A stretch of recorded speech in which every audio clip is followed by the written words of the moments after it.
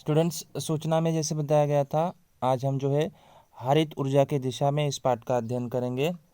इस पाठ में देखिए हम लोग ऊर्जा का उपयोग, विद्युत ऊर्जा की निर्मित कैसे होती है, विद्युत निर्मित प्रक्रिया और पर्यावरण, इनका क्या संबंध है, इसके बारे में हम अध्ययन करेंगे। शुरू करते हैं। देखिए, ऊर्जा और ऊर्जा का उपयोग तो आपको पता ही है, फिर भी बेसिकली हमें उसके बारे में जान लेना ज़रूरी है। देखिए, आधुनिक संस्कृति में जैसे अन्न, वस्त्र और निवास की तरह हमें ऊर्जा की भी आवश्यकता मतलब एक बन गई है। हमें विविध कार्यों के लिए ऊर्जा के विविध रूपों की आवश्यकता होती है। कुछ स्थानों पर देखिए हम यांत्रिक ऊर्जा की आवश्यकता होती है, तो कुछ स्थानों पर हमें रासायनिक ऊर्जा की आवश्यकता होती है। तो कहीं पे ध्वनि ऊर्जा की आवश्यकता होती है, कहीं पे प्रकाशीय ऊर्जा की आवश्यकता होती है, तो कहाँ पे हमें मतलब क्या है कि उसमें ऊर्जा की आवश्यकता होती है। तो इन विविध रूपों को देखिए हमें मतलब हमारे दैनंदिन जीवन में उसकी आवश्यकता होती है, लेकिन बोला क्या है कि हम उस ऊर्जा को कैसे प्राप्त करेंगे, तो किस हिसाब से हम उसको प्राप्त करेंगे, तो आगे सब डिटेल्स में बताया गया, हम लोग पढ़ेंगे। देखिए, हमें मालूम है कि ऊर्जा एक रूप से दूसरे रूप में रूपांतरित की जा सकती है। मनुष्य को आवश्यक ऊर्जा के विविध रूपों को प्राप्त करने के लिए विविध ऊर्जा स्रोतों का उपयोग किया जा सकता है। देखिए, हमने नवी में पढ़ा था कि ये जो ऊर्जा को है ना तो निर्माण किया जा सकता है, ना तो नष्ट किया जा सकता है। जो ऊर्जा है ना, एक दूसरे में हम लोग क्या कर सकते हैं, रूपांतरित कर सकते हैं।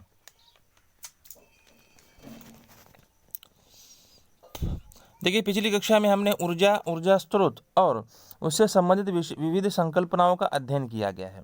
विद्युत ऊर्जा निर्मित के लिए आज किन विविध ऊर्जा स्रोतों का उपयोग किया जाता है, उसके लिए किस पद्धति का उपयोग किया जाता है, और इन प्रत्येक पद्धति में कौन सा वैज्ञानिक सिद्धांत उपयोग में लाया जाता है, और इन ऊर्जा स्रोतों का उपयोग से लाभ या हानि होती है, और हरित ऊर्जा का क्या अर्थ है, इस विषय के बारे में हम लोग क्या करने वाले हैं, ये लेसन में जानकारी डिटेल्स में हम लेने वाले हैं।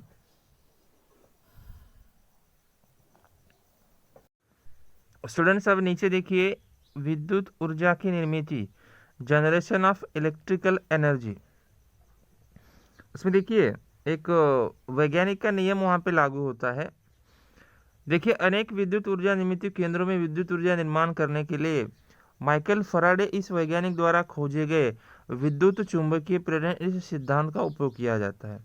देखिए, एक वैज्ञानिक था माइकल फराडे, तो उन्होंने देखिए क्या किया था कि विद्युत चुंबकीय प्रेरण ये नियम मतलब खोज निकाला था, और इसी सिद्धांत के ऊपर जो है ये विद्युत ऊर्जा निर्मित का केंद्र कार्य करता है। वो क्या है, देखिए सिद्धांत। इस सिद्धांत के अनुसार देखिए, विद्युत वाहक तार के आसपास चुंबकीय क्षेत्र बदलने पर विद्युत वाहक तार में विभवांतर का निर्माण होता है। अब देखिए, विभवांतर का मतलब तो आपको पता ही है, 9th में मैंने बताया था। विभवांतर का मतलब जो दो विभव होते हैं, दो विभव के बीच का अंतर। दो विभव मतलब अभी ये भी आपको नहीं पता होगा, भूल गए होगे। विभव का मतलब होता है कि जो स्तर होता है निम्न स्तर से उच्च स्तर से, बराबर। जैसे कि देखो, टंकी अगर हम ऊपर रखते हैं, बिना मोटर से भी हम अगर हम ऊपर मतलब ऊंचाई पे अगर हम टंकी रखते हैं, तो जब हम उसको चालू करेंगे नल, तो ऑटोमेटिकली पानी नीचे आ जाता है। तो ये विभव हो गया, मतलब ऊपर से नीचे पानी आया, मतलब वो विभव हो गया है।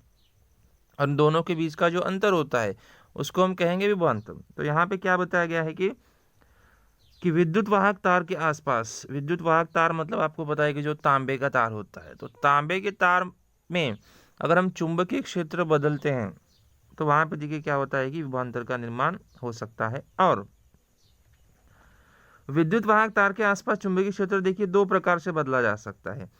विद्युत वाहक तार स्थिर हो और चुंबक घूमता रहे, तो विद्युत वाहक तार के आसपास चुंबकीय क्षेत्र बदल सकता है। यानी देखिए, विद्युत वाहक जो तार होता है ना, उसको स्थिर रखा जाए। वैसे मोटर में आपने देखा होगा, देखिए मोटर में मतलब घूमता रहता है। फैन का जो फैन होता है, फैन के अंदर जो मशीन होती है वो घूमते हुए देखो, आपने कभी देखा होगा। तो उस हिसाब से वहां पे क्या होगा कि विद्युत वाहक तार अगर स्थिर है और चुंबक अगर घूमता रहेगा, तो भी वहां पे चुंबकीय क्षेत्र बदला जा सकता है। या चुंबक को स्थिर रखा जाए और विद्युत वाहक तार घूमती हो, तो भी विद्युत वाहक तार के आसपास चुंबकीय क्षेत्र बदल सकता है। देखिए, दो बातें बताई गई हैं कि विद्युत वाहक तार को स्थिर रखना है और चुंबक घूमता रहेगा, या चुंबक स्थिर है और विद्युत वाहक तार घूम रही है। तो ऐसे दोनों प्रकार से वहां पे चुंबकीय क्षेत्र हम लोग बदल सकते हैं। अर्थात इन दोनों की तरीकों से विद्युत वाहक तार में विभवांतर का निर्माण होता है, और जब विभवांतर का निर्माण होता है तो वहां पे आगे विद्युत धारा का निर्माण कर सकते हैं। और इसी सिद्धांत पर आधारित देखिए विद्युत निर्मित करने वाले यंत्र को विद्युत जनित्र कहते हैं। और देखिए ये जो इस नियम के आधारित जो चलता है, जो यंत्र चलता है, वो यंत्र क्या होता है देखिए विद्युत जनित्र, जिसको हम बोलते हैं जनरेटर। जैसे जनरेटर देखिए आपको पता है कि शादी फंक्शंस में वगैरह लाइट नहीं रहती है तो जनरेटर का इस्तेमाल करते हैं। इसमें डीजल, पेट्रोल, रॉकेल वगैरह इसका इस्तेमाल किया जाता है। ठीक है, तो ये इसी विद्युत जनरेटर की सहायता से विद्युत ऊर्जा का निर्माण किया जाता है। वो किस तरह से किया जाता है उसके आगे पढ़ते हैं। देखिए विद्युत निर्मित केंद्र में इस प्रकार बड़े जनरेटर का उपयोग किया जाता है। अभी जनरेटर जो जनरेटर होता है हमारे इसमें शादी वगैरह फंक्शंस में घर में एकदम छोटा होता है, लेकिन इसमें ये बड़े जनरेटर का इस्तेमाल किया जाता है। जनरेटर के चुंबक को घुमाने के लिए देखो टरबाइन का उपयोग करते हैं। जो जनरेटर का चुंबक होता है ना, उसको घुमाने के लिए देखिए क्या किया जाता है बताए, टरबाइन का इस्तेमाल किया जाता है। टरबाइन में पाते होते हैं और टरबाइन के इन पातों पर द्रव या वायु का प्रवाहित करने पर गतिज ऊर्जा के कारण टरबाइन के पाते घूमने लगते हैं और ये टरबाइन विद्युत जनरेटर से जुड़ा रहता है। अतः जनरेटर का चुंबक घूमने लगता है और विद्युत निर्मित होती है। ये आकृति देखिए, ये वाला आकृति अगर हम देखेंगे यहाँ पे देखिए पाते हैं एक 2 3 4 5, ये फैन की तरह होता है। और बीच में देखिए अक्ष, अक्ष मतलब इससे जो है जनरेटर जुड़ा रहेगा। तो होता क्या है देखिए यहाँ पे, ये ऊपर देखिए नली का सिरा, मतलब इसमें से देखिए पानी आ रहा है, जो नीले कलर का दिख रहा है ना, ये पानी है या पानी का भाप भी आ सकता है। उच्च वेग से बाहर आने वाले देखिए भाप है। तो जब भाप देखिए पातों के ऊपर गिरती है तो पाता है ये क्या होता है पता है, ऐसे वृत्ताकार घूमता रहेगा। अभी इस अक्ष से क्या होगा पता है, जनरेटर जुड़ा रहेगा और जब ये घूमेगा तो जनरेटर घूमेगा और जनरेटर घूमेगा तो वहाँ पे क्या हो लगेगा, चुंबक घूमेगा। और जब चुंबक घूमता है तो वहाँ पे क्या हो जाता है, जो जनरेटर के अंदर जो चुंबक होता है वो चुंबक घूमेगा और वहाँ पे विद्युत चुंबकीय जो प्रेरण का नियम है उस हिसाब से वहाँ पे चुंबकीय क्षेत्रों का वहाँ पे निर्माण होने लगता है। तो इसके अनुसार ही हम लोग क्या कर सकते हैं, समझ सकते हैं कि विद्युत का निर्माण कैसे हो सकता है। तो ये भाप पे चलने वाला टरबाइन है, इसका आपको ध्यान में रखना है। क्वेश्चन पूछा जा सकता है कि उपयुक्त आकृति क्या बताती है, तो आप बता सकते हैं कि ये भाप तथा पानी पे चलने वाला टरबाइन जो जनरेटर के चुंबक को घुमाने के लिए उसका इस्तेमाल किया जाएगा। आगे विद्युत ऊर्जा निर्मित की पद्धति की आगे दी गई है कि अर्थात विद्युत चुंबकीय प्रेरण इस सिद्धांत के अनुसार विद्युत निर्मित करने के लिए जनरेटर की आवश्यकता होती है। अभी देखो विद्युत का निर्माण करना है तो सबसे मेन होता है देखिए जनरेटर। तो जनरेटर के अलावा किसी और यंत्र की आवश्यकता नहीं होती है, तो जनरेटर की ही सहायता से विद्युत का निर्माण किया जा सकता है। और जनरेटर को घुमाने के लिए देखो टरबाइन की आवश्यकता होगी और टरबाइन को घुमाने के लिए ऊर्जा स्रोत का उपयोग होता है और उसके अनुसार विद्युत निर्मित केंद्र में अलग अलग प्रकार की रचना होती है और प्रत्येक प्रकार में उपयोग लाए जाने वाले टरबाइन की रूपरेखा अलग अलग होती है। तो ध्यान रखिएगा, तो ये रूपरेखा बहुत इंपॉर्टेंट है। जैसे कि देखिए क्या बोला गया था, मैं उल्टा आपको बता देता हूँ कि अगर विद्युत ऊर्जा का निर्माण करना है, देखिए इस बॉक्स को देखिए, विद्युत ऊर्जा का निर्माण करना है तो आपको जनरेटर चाहिए और जनरेटर के अंदर क्या होता है, चुंबक होता है। जनरेटर या चुंबक को घुमाने के लिए आपको टरबाइन चाहिए, बराबर। और ये टरबाइन को घुमाने के लिए क्या चाहिए, टरबाइन को घुमाने के लिए योग्य स्रोत चाहिए। अभी जो भी हो सकता है, क्योंकि पानी गर्म करेंगे फिर उससे भाप बनेगी, ठीक है। अभी पानी को गर्म करना है तो कोई ना कोई स्रोत वहाँ पे चाहिए ना, जब वहाँ पे स्रोत मिलेगा तब टरबाइन घूमेगा। टरबाइन घूमेगा तो उससे जुड़ा जनरेटर घूमेगा, जनरेटर से जुड़ा चुंबक घूमेगा और विद्युत चुंबकीय प्रेरण के नियम के अनुसार वहां पे विद्युत ऊर्जा का निर्माण हो सकता है। सबसे पहले देखिए ऊर्जा के निर्माण के बारे में हम बात करते हैं।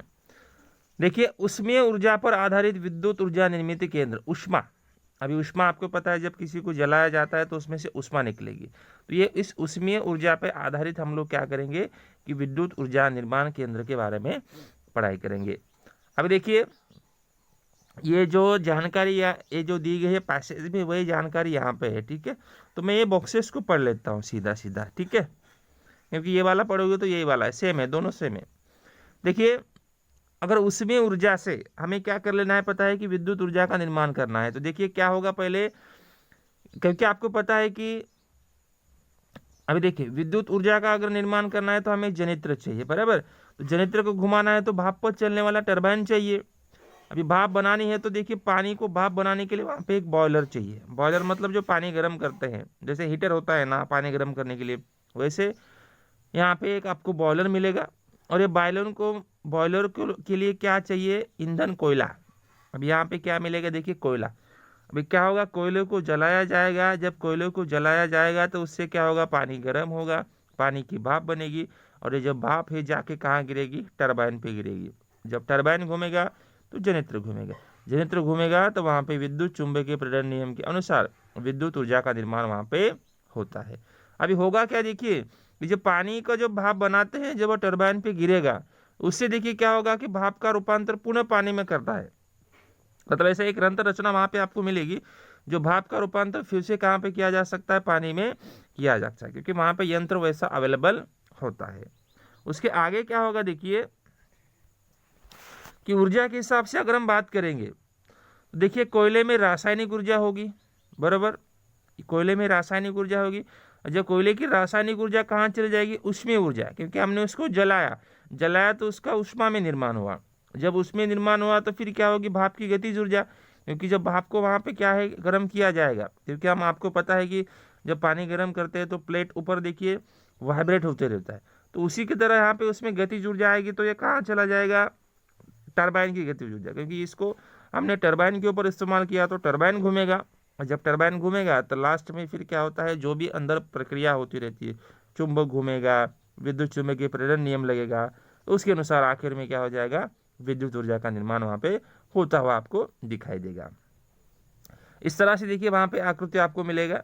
ये ईंधन, ये ईंधन हवा है, देखिए ये ऊपर देखिए जो धुआं निकलने के लिए अलग से चिमनी मीनार बनाया गया है, बीच में यहाँ पे जनित्र है, ठीक है, यहाँ पे गुनगुना पानी, ये संघनन करने वाला भाग है, संघनन मतलब भाप का पानी में और पानी का भाप में, और ये वहाँ पे कूलिंग टावर है, जहाँ पे भाप और गर्म हवा वहाँ पे, और ये जो ठंडा पानी होता है, तो ये प्रक्रिया इस तरह से चलेगी, और इसी के अनुसार वहाँ पे कार्य आपको दिखाई देगा, ठीक है।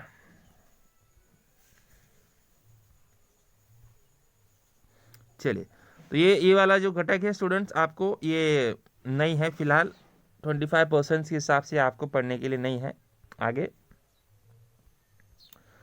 अब देखिए समस्या, कि ये जो समस्या है, मतलब ये विद्युत निर्मित केंद्र है, उससे क्या क्या समस्या हो सकती है। पहला देखिए कोयले के ज्वलन से होने वाला वायु प्रदूषण, कोयले को जलाएंगे तो देखिए क्या होगा, पता है, वायु प्रदूषण होगा। कोयले के ज्वलन से देखिए कार्बन डाइऑक्साइड, सल्फर के ऑक्साइड्स, नाइट्रोजन के ऑक्साइड जैसी स्वास्थ्य के लिए घातक गैसें वातावरण में उत्सर्जित होती रहती है।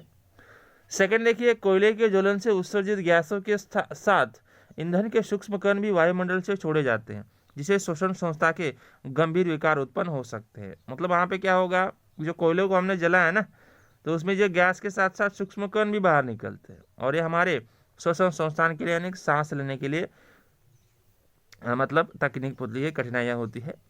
तीसरा देखिए क्या बताया गया है कि उसमें देखिए उपयोग में लाया जाने वाला ईंधन अर्थात कोयला, इसका भूगर्भ में भंडार देखिए बहुत सीमित है, सीमित मीन्स लिमिटेड है, अतः भविष्य में विद्युत निर्मित के लिए कोयले की उपलब्धता पर प्रतिबंध आएगा है।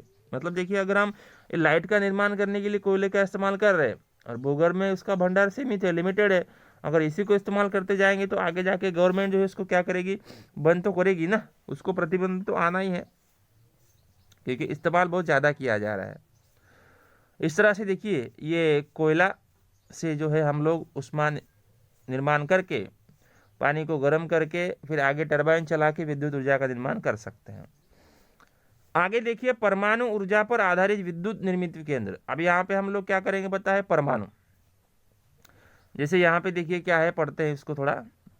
देखिए परमाणु ऊर्जा पर आधारित विद्युत निर्मित केंद्र में भी जनरेटर घुमाने के लिए भाप पर चलने वाले टरबाइन का ही उपयोग किया जाएगा। लेकिन यहाँ देखिए यूरेनियम या प्लूटोनियम जैसे परमाणु के विखंडन से निर्माण होने वाले ऊष्मा का उपयोग पानी से उच्च तापमान की दाब की भाप निर्माण करने के लिए किया जाता है। इस भाप की शक्ति से टरबाइन घूमेगा, जिससे जनरेटर घुमाकर विद्युत निर्मित होगी। और परमाणु विद्युत निर्मित केंद्र की रचना देखिए यहाँ पे दी गई है।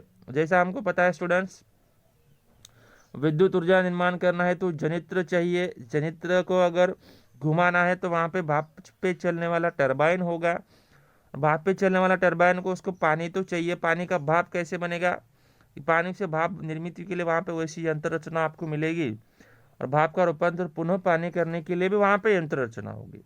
और परमाणु विखंडन के लिए परमाणु भट्टी, क्योंकि हमें परमाणु को क्या करना है, विखंडन करना है। विखंडन करना है, एक दूसरे को प्रहार करके वहां पे ऊष्मा का निर्माण करना है, क्योंकि पानी को हमें गर्म करना है ना। तो उसके लिए ईंधन क्या चाहिए, देखो ईंधन जो है यूरेनियम और प्लूटोनियम। तो यूरेनियम प्लूटोनियम क्या है पता है, ये दो तत्व है। दो तत्वों के ऊपर जब प्रहार किया जाएगा तो उसमें से अधिक ऊष्मा निकलेगी, और ये ऊष्मा पानी को गर्म करेगी, और पानी को गर्म करेगी तो उससे भाप निकलेगा, भाप से टरबाइन चलेगा, टरबाइन से जनित्र चलेगा, जनित्र से फिर विद्युत चुंबकीय प्रेरण के नियम के अनुसार वहां पे आखिरी में विद्युत ऊर्जा का निर्माण होता हुआ दिखाई देगा। उसकी देखिए अभी आकृति देखिए, ऊर्जा के हिसाब से देखिए आकृति कैसे रहेगी। देखिए अर्थात यहाँ परमाणु ऊर्जा का रूपांतर देखिए प्रथम उष्मा ऊर्जा में होगा, उष्मा का जो रूपांतर है गतिज ऊर्जा में होगा, और भाप की गतिज ऊर्जा का रूपांतर टरबाइन, वो जनित्र की गतिज ऊर्जा में, अंत में जनित्र की गतिज ऊर्जा का रूपांतर विद्युत ऊर्जा में होता है। जो क्रमशः रूपांतर देखिए नीचे दिया गया है।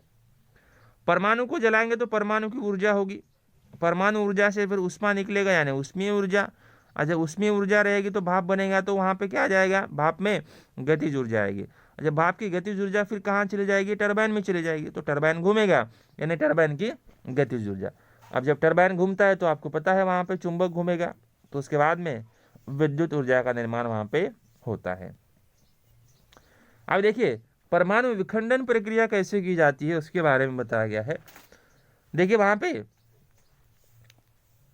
यूरेनियम 235 इस परमाणु पर न्यूट्रॉन का प्रहार करने पर उसका रूपांतर यूरेनियम 236 इस समस्थानिक में होता है। देखिए यूरेनियम करके वहाँ पे एक तत्व है जिसका द्रव्यमान 235 है, तो उसके न्यूट्रॉन पे देखिए प्रहार किया जाता है तो उसका रूपांतर 236 में होता है।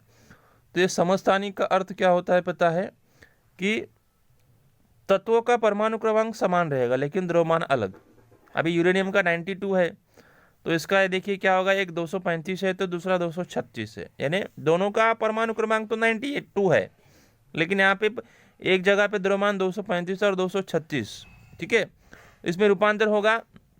यूरेनियम देखो 236 अत्यंत स्थिर होने के कारण उसका बेरियम और क्रिप्टॉन में विखंडन होता है। देखिए ये बहुत अस्थिर है, मतलब ज़्यादा स्थिर नहीं होता है, तो उससे उसका तुरंत देखिए रूपांतर बेरियम और क्रिप्टॉन में विखंडन होकर 3 न्यूट्रॉन और 200 मेगावोल्ट इतनी ऊर्जा वहाँ पे उत्सर्जित होती है। मतलब जब न्यूट्रॉन के ऊपर प्रहार करेंगे तो वहाँ पे उनका विखंडन होगा, और प्रत्येक 3 न्यूट्रॉन से 200 मेगावोल्ट इतनी वहाँ पे ऊर्जा उत्सर्जित होती हुई आपको दिखाई देगी।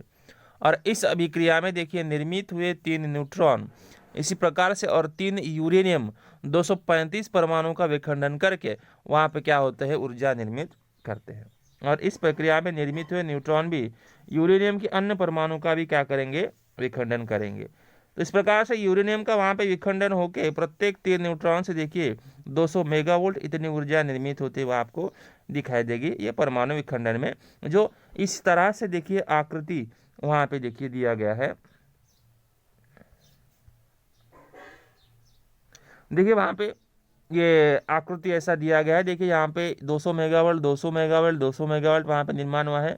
ये देखिए वहाँ पे एक जो 235 और 236 यूरेनियम है, तो 236 यूरेनियम देखिए वहाँ पे एक बेरियम क्रिप्टॉन, ये दोनों का देखिए वहाँ पे क्या हो चुका है, निर्माण हो चुका है, क्योंकि यहाँ पे विखंडन हो रहा है। क्योंकि न्यूट्रॉन्स के ऊपर प्रहार करते हैं तो वहाँ पे विखंडन होता है और बहुत बड़ी मात्रा में ऊर्जा के साथ साथ ऊष्मा निर्मित होती है, तो उससे 200 मेगावाट तक की ऊर्जा हम लोग क्या कर सकते हैं, निर्मित कर सकते हैं। एग्जाम में ऐसा आकृति आपको पूछेगा कि यह आकृति क्या दर्शाती है और एक केंद्र की विखंडन प्रक्रिया को स्पष्ट कीजिए, तो ये वाला जो पैसेज हमने पढ़ा है तो पैसेज आपको वहाँ पे बताना होता है। उससे देखिए समस्या क्या निर्मित हो सकती है। देखिए परमाणु ऊर्जा पर आधारित विद्युत निर्मित केंद्र में कोयले जैसे खनिज का उपयोग तो नहीं होता है, अथवा वायु प्रदूषण जैसी समस्या तो उत्पन्न नहीं होती है, क्योंकि यहाँ पे परमाणु है तो वायु प्रदूषण होगा नहीं। लेकिन इसके अलावा परिपूर्ण परमाणु ईंधन उपलब्ध हो तो परमाणु ऊर्जा निर्मित एक अच्छा ऊर्जा स्रोत हो सकता है, परंतु परमाणु विद्युत ऊर्जा के भी निर्माण करने में भी कुछ समस्याएं होती है, क्योंकि ये परमाणु है वो भी पर्यावरण में थोड़ा बहुत घातक होता ही है। वो किस हिसाब से देखिए, पहली समस्या कि परमाणु ऊर्जा निर्मित केंद्र में देखिए परमाणु ईंधन के परमाणु विखंडन के पश्चात तैयार होने वाले पदार्थ से भी हानिकारक परमाणु किरणें बाहर निकलती है। ऐसे पदार्थ का देखिए निष्कासन कैसे किया जाता है, यह वैज्ञानिक में एक समक्ष जटिल प्रश्न है। कि देखिए किरणोत्सारी पदार्थ, ठीक है, ऐसे किरणें, परमाणु किरणें बहुत बाहर निकलती है और इसका निपटारा करना देखिए बहुत क्या होता है पता है, मुश्किल होता है। तो ये वैज्ञानिक के सामने बहुत बड़ा प्रश्न है कि उसको मतलब नष्ट करे तो कैसे करे। आगे परमाणु ऊर्जा निर्मित केंद्र में देखिए दुर्घटना घटित होने पर उसके बाहर निकलने वाले परमाणु विकिरण से बहुत बड़े पैमाने पर जीवित हानि हो सकती है। अब देखिए परमाणु ऊर्जा, परमाणु विखंडन करना मतलब बहुत, देखिए ये इतना सारा परमाणु भट्टी होता है, इसको बहुत निगरानी में किया जाता है। परमाणु भट्टी का अगर बहुत बड़ा ब्लास्ट हो गया, आसपास का एरिया में बहुत बड़ा बम ब्लास्ट भी हो सकता है, और जो वहाँ पे कंपनी में लोग वगैरह काम करते हैं उनकी भी मृत्यु वहाँ पे हो सकती है। तो बहुत बहुत ये घातक होता है। समस्या तो सबकी होती है, किसी में कम किसी में ज़्यादा, ठीक है। यहाँ पे भले ही प्रदूषण नहीं होगा, लेकिन जो किरणोत्सारी पदार्थ निकलते हैं ना, तो वो जो है मानव के लिए बहुत घातक होते हैं। आगे देखिए प्राकृतिक गैस पर देखिए आधारित विद्युत निर्मित केंद्र है। वहाँ पे प्राकृतिक गैस से देखिए क्या हो सकता है। देखिए वहाँ पे, ये तो मैं पढ़ूंगा नहीं क्योंकि ये सब जानकारी नीचे है। देखिए आपको पता है कि विद्युत ऊर्जा का निर्माण करना है तो जनित्र चाहिए, जनित्र को घुमाना है तो अभी देखिए यहाँ पे भाप पे चलने वाला नहीं है क्योंकि यहाँ पे गैस है, ठीक है, क्योंकि गैस से ऊष्मा निर्माण नहीं हो सकता है। तो अभी जनित्र को घुमाने के लिए वायु चाहिए, वायु टर्बाइन। और उसके बाद में देखिए ज्वलन कक्ष है, वहाँ पे मतलब ज्वलन कक्ष रहेगा, जो नैसर्गिक वायु को भी हम जला सकते हैं, ठीक है। और उच्च दाब के लिए देखिए हवा के लिए वहाँ पे क्या चाहिए, कंप्रेसर चाहिए, क्योंकि वो गैस होता है, प्राकृतिक गैस है, ठीक है। अब देखिए प्राकृतिक गैस पर देखिए आधारित विद्युत केंद्र मुख्यतः 3 भाग एकत्रित होते हैं। कंप्रेसर की सहायता से ज्वलन कक्ष में उच्च दाब की हवा प्रवाहित की जाएगी, वहाँ प्राकृतिक गैस और हवा एकत्र आकर उनका ज्वलन किया जाएगा। जैसे सीएनजी गैस होता है घर में, मीथेन गैस होता है ना। और इस कक्षा से आने वाली अति उच्च दाब और तापमान की वायु टरबाइन के पातों को वहाँ पे घुमाएगी, और टरबाइन से जुड़े हुए जनित्र के घूमने से विद्युत ऊर्जा का निर्माण वहाँ पे होता है। और प्राकृतिक गैस पर आधारित विद्युत निर्मित केंद्र में क्रमशः ऊर्जा रूपांतरण के दो के निम्न प्रकार से दर्शाया गया है। विद्युत ऊर्जा का निर्माण करना है तो वहाँ पे टरबाइन की क्या होगी पता है, गतिज ऊर्जा, बराबर ना। और प्राकृतिक गैस को जब हम जलाते हैं तो उससे गतिज ऊर्जा निर्माण होगी, यानी हवा का निर्माण होगा उच्च दाब का। और इसके लिए जो है वहाँ पे प्राकृतिक गैस, इस जो है रासायनिक ऊर्जा का वहाँ पे निर्माण किया जाए, क्योंकि प्राकृतिक गैस मतलब वहाँ पे रसायन होता है, मीथेन गैस है ना, तो उसमें कार्बन और हाइड्रोजन होता है, तो उसमें रसायन है, रासायनिक ऊर्जा हो गई। देखिए कोयले पर चलने वाले विद्युत निर्मित केंद्र की अपेक्षा प्राकृतिक गैस पर चलने वाले विद्युत निर्मित केंद्र की कार्यक्षमता अधिक होती है। मतलब कोयले से ये हवा, यानी कि जो नैसर्गिक वायु है ना, वो अधिक मात्रा में ऊर्जा का निर्माण कर सकता है। इसके अलावा प्राकृतिक गैस में सल्फर भी नहीं होता है अथवा ज्वलन के प्रदूषण भी कम होता है। और प्राकृतिक गैस पर आधारित विद्युत निर्मित केंद्र की रूपरेखा देखिए वहाँ पे नीचे दी गई है। देखिए एक कंप्रेसर है, एक गैस का टरबाइन है, यहाँ पे जनित्र है, बाहर पड़ने वाला गैस है, ये ज्वलन कक्ष है और ये ईंधन है। तो इसी आकृति के हिसाब से हम लोग समझ सकते हैं कि वहाँ पे प्राकृतिक गैस से विद्युत ऊर्जा का निर्माण कैसे किया जाता है। वहाँ पे नीचे थोड़ी बहुत जानकारी भी देखिए स्टूडेंट्स वहाँ पे बताई गई है कि भारत में कुछ प्रकार के प्राकृतिक गैस पर आधारित विद्युत निर्मित केंद्र होते हैं, ठीक है। सो इस बात को आपको ध्यान में रखना है स्टूडेंट्स। इस हिसाब से ये जैसे प्राकृतिक गैस, फिर उसके बाद में परमाणु ऊर्जा, और जो वहाँ पे कोयला, ऐसे अलग अलग वर्गों बहुत प्रकार के साधन है। इसी साधन के माध्यम से हम लोग क्या कर सकते हैं कि वहाँ पे विद्युत ऊर्जा का निर्माण कर सकते हैं। इसमें कुछ डाउट्स रहेगा तब आप पूछ सकते हैं, बाकी की जानकारी हम लोग अगले वीडियो में देखेंगे।